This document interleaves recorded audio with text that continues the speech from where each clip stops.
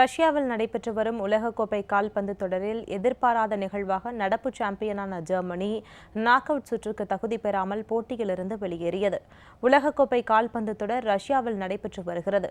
F பிரிவு அணிகளுக்கு இடையே நேற்று நடைபெற்ற லீக் ஆட்டத்தில் நடப்பு சாம்பியனான ஜெர்மனி அணி தென்கொரியாவை எதிர்கொண்டது.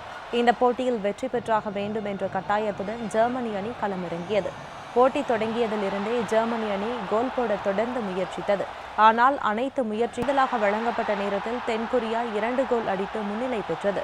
ஜெர்மனி அணி கோல் அடிக்காததால் கொரியாவது கடந்த 80 ஆண்டுகளில் இதுவே முதல் முறையாகும்.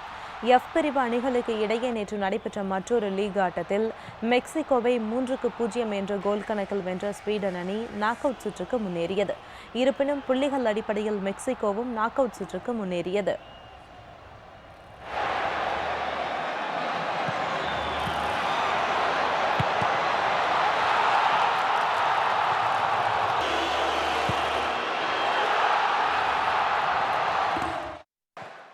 உலகக்கோப்பை கால்பந்து தொடரின் இ பிரிவு லீக் ஆட்டத்தில் சுவிட்சர்லாந்து அணியும் கோஸ்டாரிக்கா அணியும் மோதிய ஆட்டம் சமனில் முடிந்தது.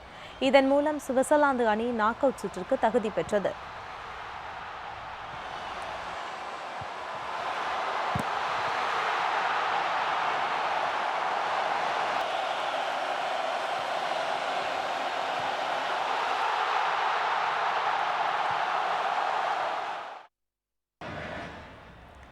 மாஸ்கோவில் நடைபெற்ற மற்றொரு போட்டியில் செர்பியா பிரேசில் அணிகள் மோதின. பிரேசில் அணியில் பாலின் தியாகோ சில்வா தலா 1 கோல் அடிக்க அந்த அணி 2-0 என்ற கோல் கணக்கில் வெற்றி பெற்றது. இந்த வெற்றியின் மூலம் நாக் அவுட் சுற்றுக்கு பிரேசில் அணி தகுதி பெற்றது.